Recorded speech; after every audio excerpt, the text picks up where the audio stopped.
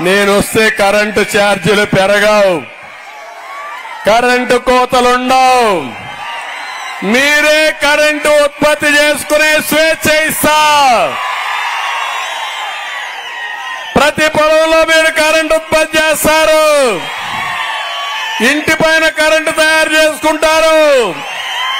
మీరు వాడుకున్న కరెంటు మిగులు కరెంటు గ్రిడ్కి ఇస్తే కొనుక్కొని డబ్బులు ఇస్తా మీకు. అది నా తెలివితేటలు, సైకో తెలివితేటలు. జలగమారుగా మీ రక్తాన్ని తాగేయడమే ఆయన పని. ఏది కావాలో తమ్ముళ్ళు అని మిమ్మల్ని అడుగుతున్నా నేను. ఆర్టీసీ రేట్లు పెరిగాయా లేదా? చెత్త మీద పన్నేశాడా లేదా? నేను వస్తానే చెత్త మీద పన్ను రద్దు చేస్తా. మళ్ళా ఇతను వస్తే జుట్టు పన్నేస్తాడు, గాలి మీద పన్నేస్తాడు. వీళ్ళు ఒక గాలి మనుషులని చెప్పి కూడా నేను మీకు తెలియజేస్తున్నా. అందుకే తమ్ముళ్ళు ఇక్కడ యువత ఉన్నారు. ఏం తమ్ముళ్ళు ఉద్యోగాలు వచ్చాయా? వచ్చాయా అని అడుగుతున్నా. వచ్చాయి, వచ్చాయి కదా.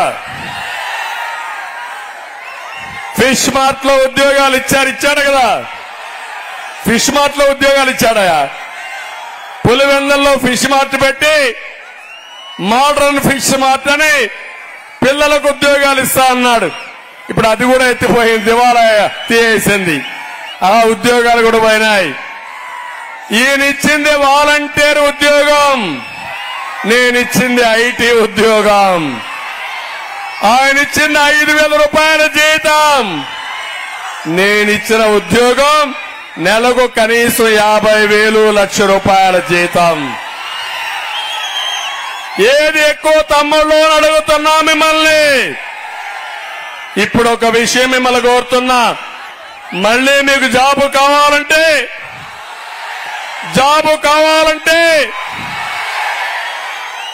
నమ్మకమేనా మీకు?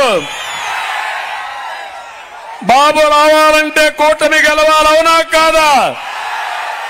కూటమి వస్తే మీ ఉద్యోగాలు గ్యారంటీ. అందుకే హామీ ఇస్తున్నా.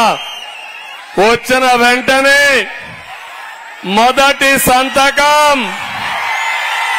మెగా డిఎస్సి పైన పెడతాను. జాబ్ క్యాలెండర్ ఇస్తాను. పరిశ్రమలు వస్తాయి, డోన్లో కూడా పరిశ్రమలు వస్తాయి. మీ అందరినీ ఆదుకునే బాధ్యత నేను తీసుకుంటానని మీ అందరికీ హామీ ఇస్తున్నా. నేను రాబోయే రోజుల్లో 20 లక్షల ఉద్యోగాలు ఇస్తాను. సంవత్సరానికి 4 లక్షలు. మీ ఊర్లో కూర్చొని ప్రపంచం అంతా పనిచేసే విధానానికి శ్రీకారం చుడతా. మనమందరం కూడా క్యాస్ట్ సెన్సస్ అని, జనాభా సెన్సస్ అని, లేకపోతే కుల సెన్సస్ అని, అదే మరిగా మత సెన్సస్ అన్ని కలెక్ట్ చేస్తున్నాం. నా ఆలోచన ఈ యువత అందరిలో కూడా ఏదైతే నైపుణ్యం కోసం సెన్సస్ చేయాల్సిన అవసరం ఉంది. పిల్లలందరికీ కోరికలున్నాయి, గొప్ప వ్యక్తులు కావాలని.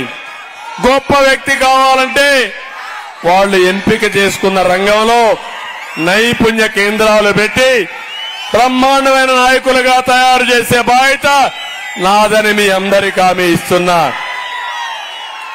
ఈరోజు నేను ఒకటే మీ అందరికీ హామీ ఇస్తున్నాను.